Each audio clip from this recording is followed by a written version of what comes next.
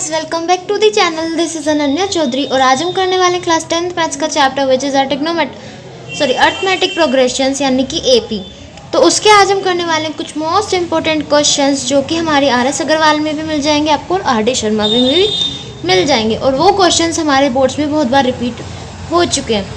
सो ये जो वीडियो है बहुत ही ज़्यादा इंपॉर्टेंट होने वाली है। So let's start with the first question without wasting the time. First question is, which term of the AP 8, 14, 20, 26 will be 72 more than its 41st term? यानी कि इसमें हमसे पूछा गया है, हमसे टर्म पूछी गई है और वो टर्म कौन सी होगी, मतलब AP जो हमें गिवन है इसकी कौन सी टर्म है हमारी जो उसकी 41st टर्म के, इस AP के 41st टर्म से 72 ज़्यादा होगी। यानी कि हमारे यहाँ पे इक्वेशन बन जाएगी। इसमें हमारे पास जो इक्वेशन बनेगी वो होगी, पहले हम A1 लिख लेते हैं। A1 हमारे पास 8 है और D हमारे पास 14 - 8 यानी कि 6 है। अब जो हमारे पास इक्वेशन बनी है वो है, हमें टर्म फाइंड करनी है तो हम Tn ले लेते हैं। टर्म फाइंड करनी है हमें और किसके इक्वल है वो 41st टर्म के, यानी कि T41 + 72 यानी कि इसकी 41st टर्म से 72 ज़्यादा है हमारी वो टर्म जो हमें फाइंड करनी है। सो Tn का फॉर्मूला क्या होता है, इसको हम An भी लिख सकते हैं, इसको हम An भी लिख सकते हैं, यानी कि इसको हम ऐसे भी लिख सकते हैं तो A41 + 72। जिससे आपको बेटर लगता है आप उससे कर सकते हैं, मैं इससे करके दिखा रही हूँ। सेम वही है, बस T की जगह यहाँ पर A लिख दिया हमने। An का फॉर्मूला होता है हमारे पास A1 +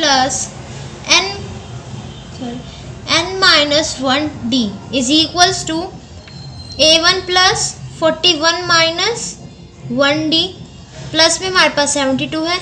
अब A1 से A1 तो कैंसिल हो जाएगा, यहाँ पे n-1D हमें फाइंड करना है, n-1 × 6, तो ये हो जाएगा हमारे पास 40 × 6 + 72, तो ये जाएगा हमारे पास n-1 6 इज इक्वल्स टू 240 + 72।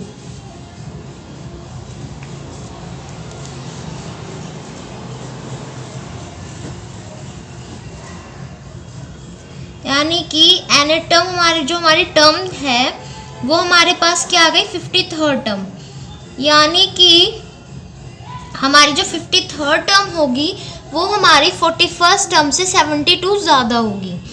सो ये था हमारा क्वेश्चन 1 का सॉल्यूशन। आई होप आपको अच्छे से समझ में आया, बहुत ही इजी क्वेश्चन था और बहुत इंपॉर्टेंट भी है। सो आई होप आपको अच्छे से समझ में आया तो वीडियो को लाइक करना और चैनल को सब्सक्राइब करना। Now move on to our next question. So हमारा नेक्स्ट क्वेश्चन है, find the common difference of an AP whose first term is 5 and the sum of its 4 terms is half of the sum of the next 4 terms। यानी कि इस question में हमें common difference find करना है, यानी कि D एक AP का जिसकी फर्स्ट टर्म यानी कि A1 हमारे पास क्या है 5 और उसकी जो 4 टर्म्स का सम है, फर्स्ट 4 टर्म्स का जो सम है वो हाफ है हमारे नेक्स्ट 4 टर्म्स का। यानी कि अगर हमारे पास पहले तो हमें A1 हमारे पास 5 गिवन है, D हमें फाइंड करना है। अब according to question sum of first 4 terms कौन कौन सी होंगी, S1 ले लेते हैं प्लस A1, तो फर्स्ट 4 टर्म्स है हमारी, तो फर्स्ट टर्म क्या होगी A1 plus second term A2 plus third term A4, fourth term A4, ये 3 है, इज इक्वल्स टू किसके इक्वल है, half of the sum of next 4 terms. यानी कि टर्म होगी हमारी 5th term plus 6th term plus 7th term plus 8th term, ये हो गई हमारी अगली 4 टर्म्स। ये हमारी पहली 4 टर्म्स, ये हमारी अगली 4 टर्म्स। तो पहली 4 टर्म्स का जो सम है वो हमारे अगली 4 टर्म्स के सम के हाफ है। तो A1 हमारे पास 5 है, A2 को क्या लिख सकते हैं हम A + D A3 को क्या लिख सकते हैं, A+2D, और A4 को हम A+3D लिख सकते हैं। सेम इधर करेंगे, A5 को हम A+4D लिख देंगे, plus A+5D plus A+6D plus A+7D। तो ये हो गया हमारे पास। अब वैल्यूज पुट कर देंगे। 5 + A कितना है हमारे पास, 5 + D plus 5 + 2D 5 + 3D is equals to half 5 + 4D plus 5 + 5D plus 5 + 6D plus 5 + 7D। ये हो गया हमारे पास। अब स्क्वायर कर लेते हैं। 5 × 10 15 और 20, तो 20 प्लस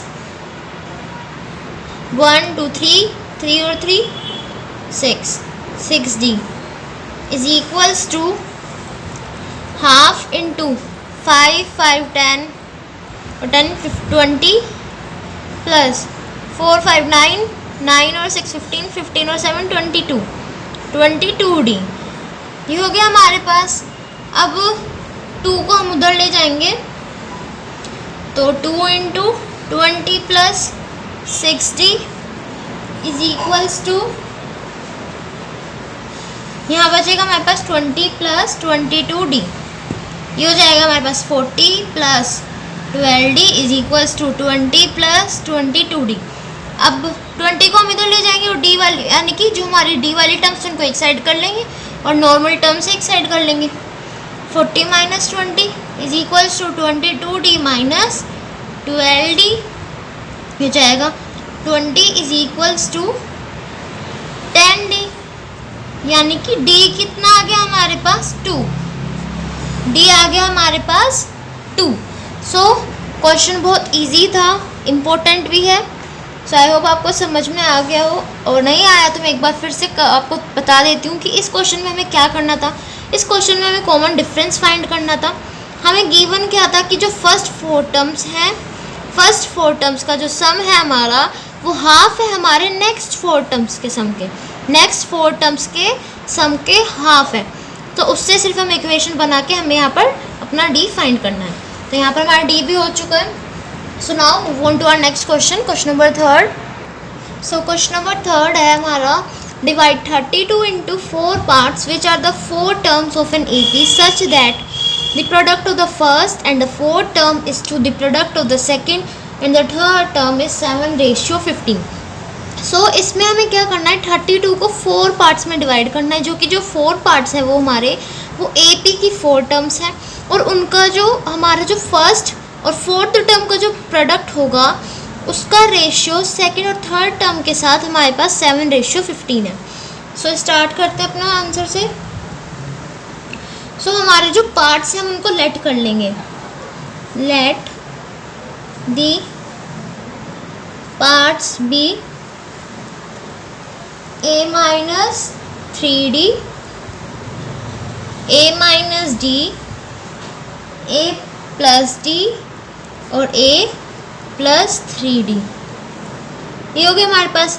इन सबको प्लस करके हमारे पास क्या आएगा, 32। 32 के हमने 4 पार्ट्स कर दिया, इनको ऐड करेंगे तो हमें 32 मिल जाएगा। तो करते हैं A-3D plus A-D plus A+D plus A+3D is equals to 32।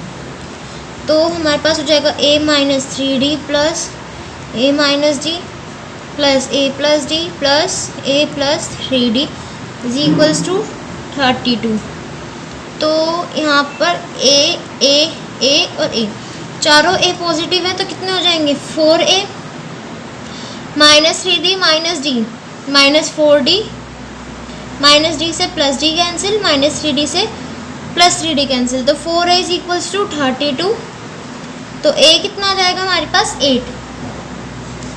A आ गया हमारे पास 8। अब हमारे पास क्या है, ये थी हमारी फर्स्ट कंडीशन। सेकंड हमारे पास क्या है कि जो प्रोडक्ट है हमारा फर्स्ट और फोर्थ टर्म का, फर्स्ट टर्म का और फोर्थ टर्म का, तो ए माइनस 3d इंटू ए प्लस 3d का रेशियो है हमारा सेकंड और थर्ड टर्म के साथ। सेकंड यानी कि ए माइनस डी और थर्ड टर्म है हमारे पास ए प्लस डी। इनका रेशियो हमारे पास है 7/15। ये हमारे पास रेशियो आ गया। तो अब क्या करेंगे, अब इसको सॉल्व कर लेंगे। तो ये हमारे पास किसका फॉर्मूला बन रहा है, ए माइनस बी और ए प्लस बी यानी कि ए स्क्वायर माइनस बी स्क्वायर यानी कि 3d का स्क्वायर अपोन में सेम यहाँ पे A square minus D square is equals to 7/15।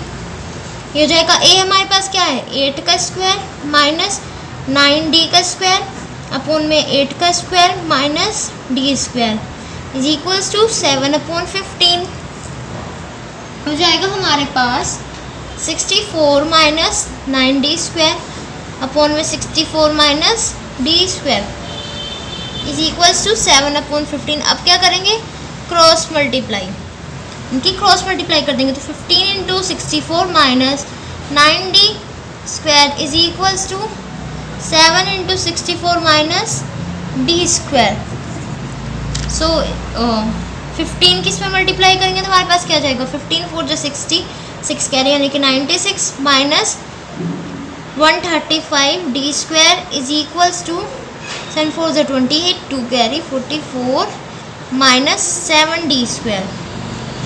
अब क्या करेंगे 960 minus 448 is equals to minus 7 D square plus 135 D square. ये हो जाएगा हमारे पास 10 में से 8 गए बचे 2, 5 में से 4 गए 1, 9 में से 4 गए 5 इज इक्वल्स टू 15 में से 7 गए 8 2 1 डी स्क्वायर। ये हमारे पास आ गया, बाकी का मैं इधर कर देती हूँ। हमारे पास है 512 is equals to 128 D square. इसको 2 से कैंसिल कर सकते हैं, 2 2 ज़ा 2 5 ज़ा 2 6 ज़ा 2 6 ज़ा 2 4 ज़ा। So 64 D square is equals to 256। अब D square is equals to 256 upon में 64 कर देते हैं। So D is equals to under root कितना आ जाएगा 256 अपॉन में 64 यानी कि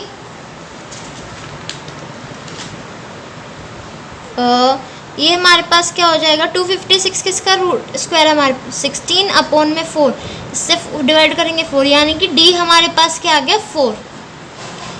सो ये था हमारा ये क्वेश्चन, सिंपल सा ही था और इम्पोर्टेंट भी है। सो आई होप आपको समझ में आ गया होगा। So now move on to our next question. So question number 4 है, if the sum of the first p terms of an AP is the same as the sum of its first q terms where p is not equals to q, then show that the sum of its first term p plus q terms is 0।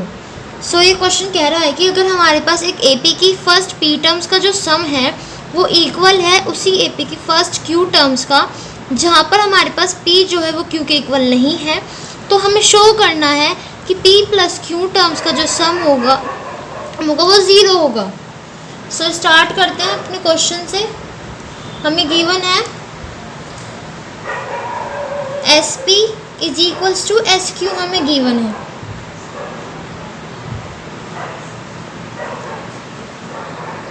तो ये हमें given है SP क्या होगा हमारे पास P/2 into 2A plus P minus 1D किसके equal है Q/2 into 2A plus Q minus 1D। 2 से 2 कैंसिल, P के अंदर मल्टीप्लाई कर देंगे तो 2AP plus P into P minus 1D is equals to 2AQ plus Q into Q minus 1D। ये हमारे पास आ गया। अब क्या करेंगे हम 2AP है हमारे पास और 2AQ है, इन दोनों को एक साथ ले लेंगे। So 2AP minus 2AQ is equals to Q into Q minus 1D minus P into P minus 1D। ये हमारे पास बन गया। तो इस वाली टर्म में से हम क्या कॉमन ले लेंगे, 2a हम कॉमन ले लेंगे, बचेगा हमारे पास p minus Q is equals to, इधर से हम d कॉमन ले लेंगे, d कॉमन ले लेंगे तो हमारे पास बचेगा q into Q minus one minus P into P minus one. अब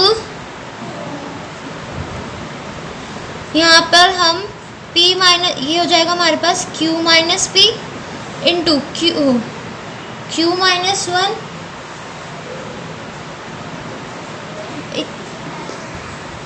ये हमारे पास q माइनस पी बाहर आ गया। तो अब यहाँ पर क्या होगा, माइनस साइन, ये तो हमारा q माइनस पी यहाँ पे आ गया, तो बचा हमारे पास q और ये इन दोनों में 1 कॉमन है, तो यहाँ पर p प्लस का हो जाएगा प्लस p माइनस 1, ये हमारे पास बचा, इनटू में हमारे पास d है।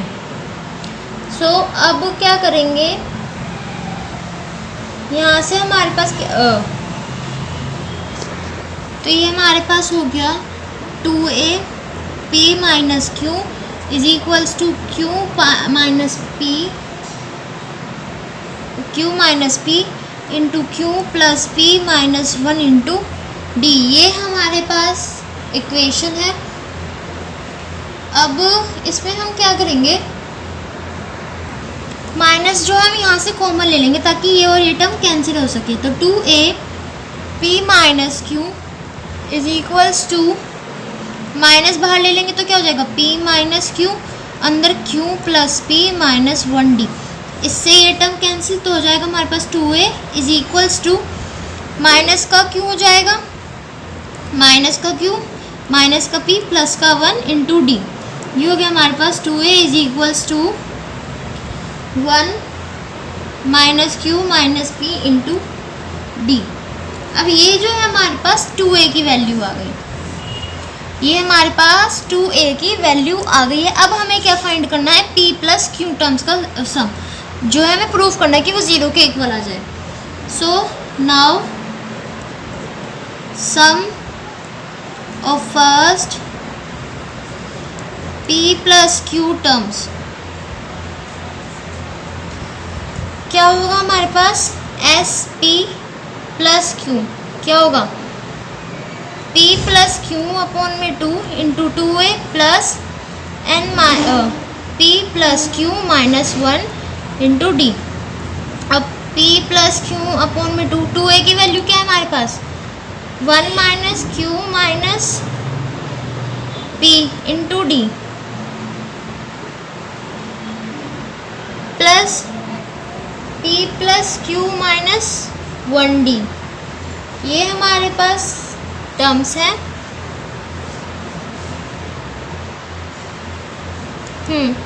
तो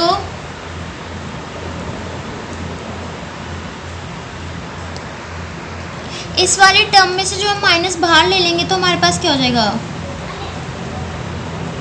माइनस बाहर ले लिया हमने, यहाँ पर बचा हमारे पास 1 minus Q minus P into D, ये टर्म हमारे पास बन गई। अब ये दोनों टर्म्स जो है कैंसिल हो गई हमारी, हम ये हो गया 0, तो p प्लस क्यू अपॉन में 2 इंटू 0 क्या होगा 0, हैंस प्रूव्ड, यही तो हमें प्रूफ करना था। सो ये था हमारी इस वीडियो का लास्ट क्वेश्चन, ये था हमारा मतलब पार्ट 1 था। नेक्स्ट पार्ट में हम बाकी के जो क्वेश्चन हैं उनको भी करने वाले हैं। आई होप आपको अच्छी समझ में आए तो वीडियो को लाइक करना, चैनल को सब्सक्राइब करना। Thank you for watching.